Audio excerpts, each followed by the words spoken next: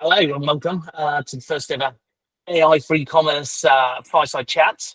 We are here now today with a couple of different founders. And we're over the next few weeks and months, we're going to be talking to different founders and we're going to be talking to experts in AI. But starting off with two founders here who are both experts in AI and they've recently launched their own sort of businesses and been working in that kind of field. But yeah, Simon, why don't you kick it off for us and tell us a bit about your company, Salesy, and how you started and where it's kind of come from. Yeah, so Salesy is still a startup, smaller startup, not as not as big as Mike's. Yeah, so we do AI agents for online stores. So it's customer-facing agents that really know everything about the store. So all the products, it doesn't matter if the store has 5 products or 5,000 or 50,000, it knows all of them, and it can really give advices, qualify the buyer, help them with orders, help them with customer support. But really act as a real person that works at a store. So we're like a real salesperson, but on the online store page. So currently it's in the form of like a chatbot window, but we're soon going to be implementing different things, different features to make it not chatbot-like, but really make it like an overall kind of tool that can appear when and where it's needed on the store. But we'll also work in emails and on socials, etc. So yeah, that's Salesy. And so where did the idea come from? So what kind of like first sort of drew you to this kind of point? Yeah, sure. So Salesy kind of evolved from a general tech support tool into this really e-commerce focused agent or tool that's like primarily, or at the beginning it was like tech support. We were pushing this narrative of alleviating the support, answering customer questions. But now it's more like, increasing sales, increasing like revenue, improving the conversion of the store. So it all started as a side project for my portfolio when I wanted to learn how to program. Then we got the first client, and how it all, usually goes. We validated the idea, and now it's a full-fledged startup. So amazing. The classic journey. Fun. And what about you, Mike? Where did Ask Ready come from, and sort of a bit about your background? Yeah, so it's nice to hear Simon say that the perception is that we're a big startup, because we're still tiny as well. we just have it's just me and one other guy working full time, and then one person part time. So we're still pretty early. What the tool does is use AI personas to help you test what your customers might say when you launch an ad, or when you launch a new web page, or when you launch a new product idea. So kind of using AIs for customer research. Like say for example, with Salesy, if you're going to add a new feature, you could ask 100 AI agents, all trained on your customers, to answer questions realistically. And then it'll give you a good idea of like where the problems might be, like what do they like, what do they not like, and who in particular likes the feature more than others. So that's a general idea, but it came from me just asking ChatGPT this all the time, like getting it to role play as a customer. And then I graduated from that, thought like, oh, actually I could ask it to role play as 10 different customers and give me different perspectives. And then eventually kind of went down the rabbit hole, had a script which was like generating hundreds of AI personas locally for me whenever I had a question that I wanted to ask, and then turned that into a product. I love it. And so like, what is your background, sort of like, where do you kind of come from? Where obviously this sort of developed organically, but I'm guessing you were in this world before to a certain extent. Yeah, so last year I wrote a book on prompt engineering for O'Reilly, and have like a Udemy course that has done pretty well, also on prompt engineering. So I was in AI for the past maybe 4 years, kind of working as a prompt engineer for different apps, like helping them make the AI more reliable or get better results, when they're integrating that into their products or automating things. And prior to that, I was in marketing. I built a marketing agency called Ladder, grew that to 50 people, completely burned out, and like wanted to take a few years off. And that kind of, I left in 2020, so it was really good timing, because I got access to GPT-3 that year, and also it was COVID, so it wasn't like that much to do. Yeah, plenty of time to do. Yes, that was like pretty fortuitous timing, even if it didn't feel like it at the time. No, excellent. Great. Just a quick background on me.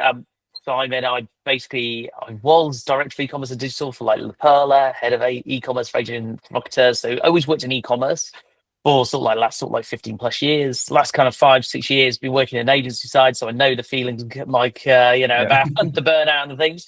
And then obviously recently I've sort of like formed up with a couple more people to form Promolens, which is pricing and promotion analysis using AI to analyze that. So really sort of like a bit like you might sort of come from that agency background, seeing e-commerce, understanding it, but then sort of like developing sort of the AI angle on the back as well. Yeah. But But Simon, like, you guys are relatively new. How have you seen customers kind of respond to like the product when you launched it? And also, where do you think you're going to make the biggest impact, especially for e-commerce companies? Sure. So, what we've seen recently quite a lot is when we talk about like not customers, but the users. So the actual like people that come to the store, so that they're not our customers, but from like their feedback from their conversation is especially all the people that really think like there's a person behind, the computer responding, and they can have like hour-long conversations with our AIs, thinking it's actual human, and really like having this actual like conversation. So from this point of view, it works really well. And what was kind of like a needle mover for us was when we actually quantified the metrics, because e-commerce is all about the metrics, and this was kind of like a mistake we did at the beginning, because I wasn't I was new to e-commerce, so we didn't know like the open rates of our chatbot, we didn't know the conversion rates, we didn't know like click-through rates. All of this were like important metrics. When we actually quantified those and then implemented some features that really like improved these metrics, and then we presented it to our clients, they were like, oh, like this actually works really well. Like most of our early customers were like, they just thought it was like a cool feature, they just wanted to have it on the website. But after we did this, we actually started pushing this narrative, like it can actually really help you. Like with some customers we have 10x ROI. It also, of course, depends, like the store, like what they sell, like what's their average order value. Like if the chat converts one user that buys, I don't know, $100 worth of goods versus $5, like there's the difference. But for some like niches, it can work really well, especially for beauty and for like healthcare and e-commerce niches, but also for others. So this was like a new needle mover for us, and yeah, this is like our biggest edge right now, that our like Sellsy actually works. And we can like give real examples how like we can quantify you on the call. Like if you have, I don't know, 10,000 visitors per month, which is a small store, like we can quantify you're gonna make like this and this much. Like that's true. Yeah. And how did you gain sort of that initial traction? Because obviously it sounds like you kind of sort of built it and you kind of got the first customer, and then it's just kind of gone off. And is it word of mouth? Have you been getting forums? Yeah. What are you up to? It was everything. So it was a couple of customers was cold. It was like first customer was cold call, then it was cold email, then it was word of mouth, then it was just through a partner agencies. Like this works real well. Like through partner agencies, like we upsell to their existing clients. That's perfect. So it was really like all channels we could try. Like we didn't have any like paid ads, we didn't have any like campaigns. It was all like free channels basically. So this is how we got the early traction. But like it was back in like 2 years ago, but like right now it's way easier to attract customers because they already like are trying to adopt AI. It's more like it's way more popular than it was back in 2022, when people didn't know, or they have like very like exceeded expectations. It wasn't like, now they know what they want and they come to us. It's much better now. Excellent. And Mike, what about yourself? Where have you seen sort of like, I guess, where have you seen sort of like some of your biggest challenges? Like, when you're sort of like building it, and sort of like what are the pushbacks from customers? Where do you think it works really well? Where do you think there might be worth improvement? Yeah, good question. Because it's actually pretty hard to know where to focus when you're working in AI. There's so much FOMO, like I saw a few messages just before I hopped on this call, and they were like, oh, have you seen like this guy is doing something with AI personas? And I'm like, okay, cool. And I've got like this backlog of, here are different tools to check out, here are different papers to read of like how they've used AI personas and stuff. And it's just a flood, right? Like flood of information. So yeah, I think the biggest challenge is actually just, I guess this is a bit of a challenge from the very beginning of time, which is like, how do you decide what to focus on when you have so many different options? And I think because I can create a lot more in a day today using like AI coding tools, I also feel this great pressure to like always have my AI coding tools running, like I have a Claude Code and I'm paying, paying $200 a month for that, and I kind of feel like I've got an engineer sitting idle if I haven't given it stuff to do. So the bottleneck is me, and that is I think the big challenge is like how much you only have so much time to talk to customers, translate those into requirements, turn those requirements into prompts, like run that through the AI coding tools, and then I have like a part-time CTO who checks that I haven't done anything stupid. So yeah, it's but then his time is super valuable as well. So I don't want to like put stuff in front of him that is unfinished or like hasn't been double checked. So I think that's the hardest. thing. And do you, when you sort of like going, oh, I've got all these ideas, got all these different opportunities, like from there as well, like how do you decide which ones you want to going to use? Is it gut feeling, or are you going out there and asking ChatGPT, or are you still speaking to the real customers, the real people? I think that's the last thing to automate, to be honest. I think if you're also letting AI steer, then like what is the point of you being in the company? In my opinion, so like I try and automate a lot of my stuff with AI as possible, but I like to be the person swimming in all of the information and absorbing it. I still think that humans are better at that than AI. I do reason ideas through with AI quite a bit. And of course, obviously use Rally as well. So, we have an audience in Rally, which is based off the 200 people that I've done customer calls with. So I took all the transcripts and cloned them. They have their own digital twin in the system. So then whenever I try and think of new ideas, I like run it past them first, just to kind of check. Using your own tool to validate. I love it. Yeah. You've got to dog food your own product. Yeah, absolutely. And Simon, sort of like when you look at obviously you've got sales that you're working on. I don't know if there's any other working on, but are you looking at what other AI tools do you currently use? What do you think is, what's out there that you're really interested in? Is there anything new, anything exciting that seems to be working well? I still do most of the coding, or I touch the code the most in my company. So I use Claude a lot, Cursor for coding. So it's like a everyday thing. So it's like mostly these like popular agents. So ChatGPT and Claude. I basically like have so I'm not trying to like use external tools as much.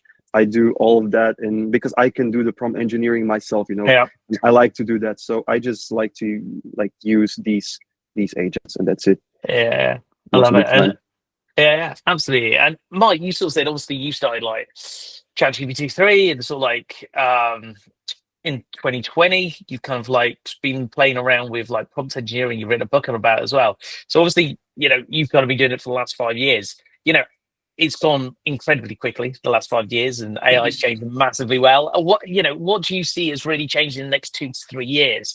And I guess we're looking at e-commerce companies as well. Do you see how that's changing? Obviously, whether or not people are searching in ChatGPT for results as well. Have you got any thoughts about that? Yeah, I think you could characterize the last 5 years in terms of just increased autonomy for AI. Back when I was using GPT-3, you had to basically like threaten it to even return valid data. It was hallucinating pretty much everything, and you had to do a lot of like crazy prompt engineering tricks to even get a useful response. And now it's to the point where, if I use Claude Code or even from a marketing perspective, I also use Claude to write our posts. It's to the point where I can ask it to interview me.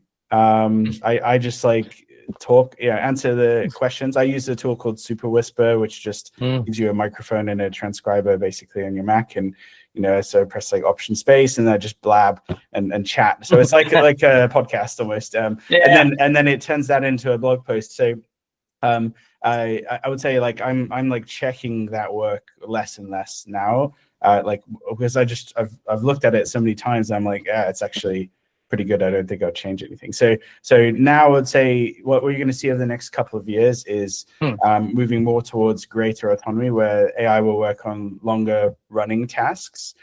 So it won't just be like, even right now when you ask Claude or you ask ChatGPT something, it will do multiple steps. It won't just say, I've written the first page of the blog post, or I've written the whole blog post. Instead, it will say, okay, I'm going to do a web search, and then I'm going to use that information to do this. Then I'm going to write the outline, and then I'm going to write the first section. And it keeps going through, and it kind of breaks things down into steps.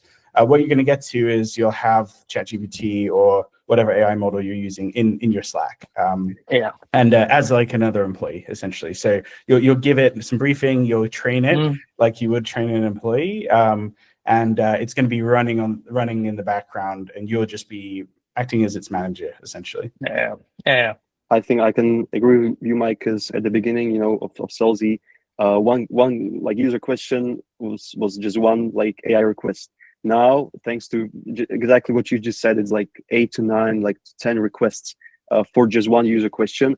But because it's super cheap, it's actually like super cheap to use like GPT 4.0 mini or GPT 4.1 mini. It's super fast. So I encourage all the viewers right now, like you can really like achieve so much more with these like super quick requests. It's like, AI decides if you go left or right, basically. And like we have so many like requests on backend that like really help Salesy to have better answers. So I really encourage people to use these small AI models to do quick decision making on backend, and it really makes all the difference. Yeah, absolutely. And so I guess this is a question for sort of both of you. It's sort of like, you guys have got products, AI focused, is there, fell into retailers, different sort of like groups. There's still a lot of people out there that are very, I would say, AI slightly averse or slightly worried about it. How you guys are quite kind of the edge. How do you kind of manage to almost sell it in so you're not sort of scaring them too much? Have you had any pushback? Has people said, oh, we don't want to do this, we don't think our customers will like it? Has there been any equations like that, or are people generally open? Yeah, we have that problem in spades, because a lot of the people who want to use us are market researchers, and it's kind of fashionable in market research to say that AI is useless, or that it's like they see AI as, I think across academia in general, like they see AI as like cheating, or or it's slop, like it's not good. Honestly, what I usually tell people is basically, maybe this isn't the right advice. I'm not sure. It's maybe not, a little bit heartless, but like we would just say ignore the people who don't already believe in AI. Because there's enough people who already do. They're already sold. You can preach to the choir, and it's much more profitable from a business perspective to go and not have to educate the market. So it's better to like go and find people who are already really hot on AI, and then get them to use your tool. And that group is growing exponentially, even without me doing anything, right? Because OpenAI is doing the hard work of selling it into enterprise, or they're doing. And once they use one AI tool and they get used to it, then they start to think, oh, what other AI tools should I be using? Yeah, I totally agree with that. What we do, we just say one thing, and if someone is like opposed to AI, we just say, okay, go ahead and use it on a different client, like it's a client similar to you. And especially they come back, oh, it works really well. Like that's usually enough. If it's not, then as Mike said, like we don't waste time with people that are scared, because there's many people that are to be served, that want to adopt AI, and But if you're like an AI forward person in a company that's maybe a little bit more AI adverse, what I recommend you do is to run a Turing test. So take an AI output and then take a human output for the same task, and then see if anyone can tell the difference between them. I used to do that a lot when I was running training sessions for people. I would take a task that someone had really done, and then get AI to do it. And if you prompt it the right way, you can get it sounding more human as well. And it fools people. Last time I tested this, it like fools people like 40 to 50% of the time. It's usually enough, actually, even just to like start a conversation, and then you go, well, if it's this close now, I can see it being better next year, so maybe I do need to get on the train. Definitely. And I've still seen that across our agency, especially when it comes to creative. Like, a year ago, 18 months ago, you made an image with AI and it was terrible. Whereas now it's becoming very close, and you've got to look very carefully to see any defects that aren't there. And also, Midjourney have just released their sort of image to video change, and that's looking beautiful. And there's some great sort of content there. Yeah, you can also you can also fit in AI in the spaces that are not currently inhabited by people. I think like that's another good way to see it. So, if I went after like the market researcher who's doing a big brand study, of course they're going to fight tooth and nail for that budget, right? Even if my tool is 1,000 times cheaper, and I might get similar results, right? But if I go and work with an ad agency who is not doing any market research right now, like I've been doing a lot of automation stuff with people with N8N, which is like Zapier or Make.com if you haven't used it. I set something up the other day where every ad that they run, it just checks against this AI focus group, and then the AI focus group tells you how many of them would vote for that ad, or how many would click on that ad. So then every ad they launch, we just get this vote. And so it means that they can quickly pull back ads that look like they're going to do badly. And that's something they weren't doing any research before, so they're happy for that to be inserted into the process, because it's like actually additive, and it's not putting someone out of a job. Yeah, no, definitely. I think that makes sense. And I think it's been a great chat. I've really enjoyed chatting to you guys, but I've got two sort of like final questions for each of you that I think we can dig into. One of them is, what would be your dream AI capacity to do? And then in a slightly smaller scale on that, where do you see it sort of changing in the next kind of couple of years? How do you see it improving? I feel like a lot at the moment of AI, especially, is for back-end systems, making workflows, customer service, chat, all those kind of things. I feel that sort of strategy, planning, all that kind of stuff is still out there, but I think there's opportunity there. So I think it'd be great, interesting if you got any thoughts on there as well. If you could do one thing with AI, what would it be? And how would it work? Is it that actually it should be that it replaces all human work and we all just get paid from it? Or is it slightly smaller in scale than that? Maybe I can start. I think that the back office adoption of AI tools is still like higher, because people are still a bit scared to like put customer facing tools on their stores, etc. But when it comes to like kind of where it's all heading, I think AI is perfect for hyper personalization, of content. So we're already seeing like websites that change dynamically based on the user, based on their activity, based on all of this, and it can really do it at scale. So I think, it's also a case for Salesy. We're trying to engage the user at the right time, at the right moment in the right way, and it's only like thanks to AI. So I think it's hyper personalization that's going to be a huge thing. And then we're seeing trends coming from China, especially in this like live streaming commerce. So I'm really curious how AI is going to fit into that. This like kind of like live streaming shopping sessions where people can spend a ton of money. So I'm really interested in seeing how that goes. And I really think like in 5 years, there isn't going to be an online store where there isn't AI and like integrated in any way. So in some way. So yeah, we'll see. But I think the adoption is moving quicker than we think. Yeah, for me, especially as a business owner, I'd love for AI to have a bit more agency, essentially. Like I could give it a task which is full of really nitpicky stuff, and it just powers through. So like doing my taxes, or like the other day I filed all these applications for different AI tools to get free tokens, right? So you can sign up to Microsoft startups, and they give you like $5,000 of free Azure credits, whatever, So I signed up to all of them, and it took me like half a day to do all this, and I had some back and forth by email with some of the people. And And I would love to be able to put my AI agent on that, but like right now it would get stuck and lost in the loop. I couldn't quite trust it enough, but it would be nice if I could take the admin off my plate. Yeah, absolutely. Yeah. I think that's it. I think everyone wants a simpler life using it. Whether or not, I don't think it's going to automate everything in the world, but I think that simplified elements, whether or not it's you're sorting out your electricity bills once a year or your car insurance. But that was great. Excellent. Well, thank you both very much for joining us. That was a really interesting chat. And I really enjoyed it. And good luck with both Salesy and also with Ask Rally and all the other projects in the future. Thanks, Simon. Thanks, guys. Yeah, and nice to meet you, Simon, as well. Nice to meet you, man. All right. Nice.